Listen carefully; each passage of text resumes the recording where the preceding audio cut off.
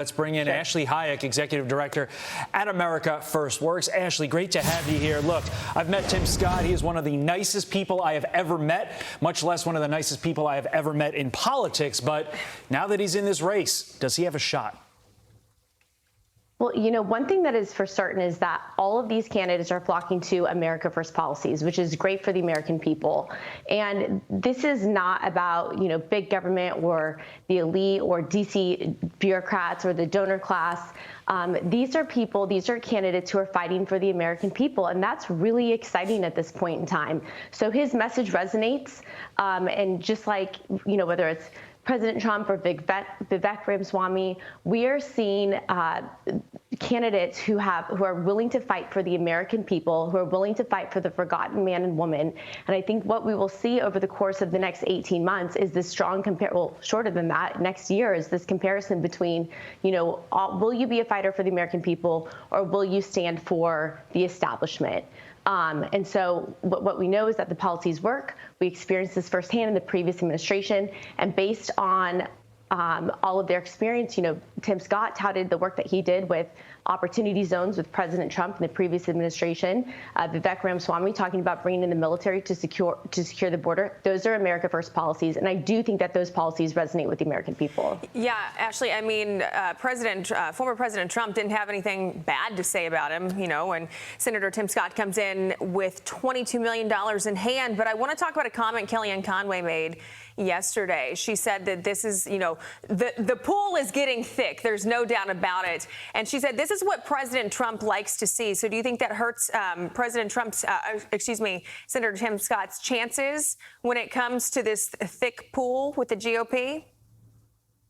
I think it's a great opportunity to provide a diverse, like a whole range of ideas. And that's what the American people want as well. They want transparency in the process. So any opportunity, I think, that Tim Scott or Vivek or Governor DeSantis or President Trump have the opportunity to put out their ideas, their America First ideas, that's a win for each one of those candidates.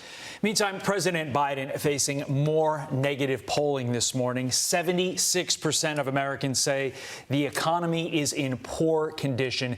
That is a really bad number if you're the president of the United States. So if Biden keeps failing on the economy, will social issues like abortion allow him to hold on in 2024 like it did in 2022? Or is abortion not going to be enough this time to make up for the fact that people in America are hurting when it comes to their money?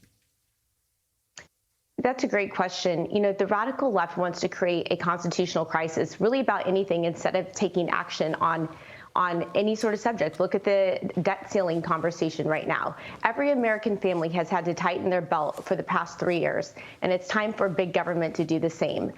The abortion issue is really unique in that, you know, the Democrats want to weaponize that against conservatives. But you know what? The majority of Americans believe that it is not okay to have an abortion in the 6th, 7th, 8th month of pregnancy, taxpayer funded, on demand, when a baby can feel pain.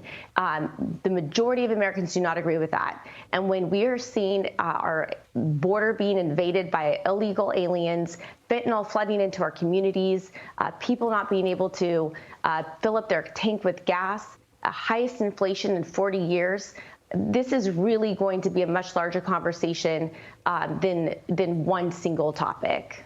Yeah, I mean, if we ever had the chance, I would want to talk to the 76% of Americans who think that, you know, everything's all hunky-dory. I want to talk to the 24% that think the economy is doing well. But meantime, Hillary Clinton, this is something I didn't think she was ever going to admit to, but she is admitting President Biden's age could be an issue in 2024.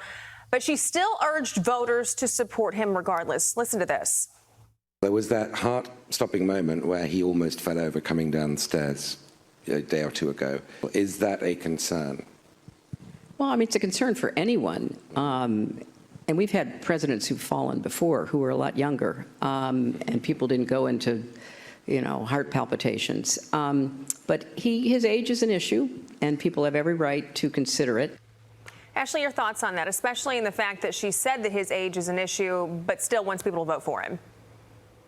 Well, this is how the Democrat Party operates, right? We just talked about how, you know, in the Republican primary, you have this this whole debate with different ideas, with the different candidates.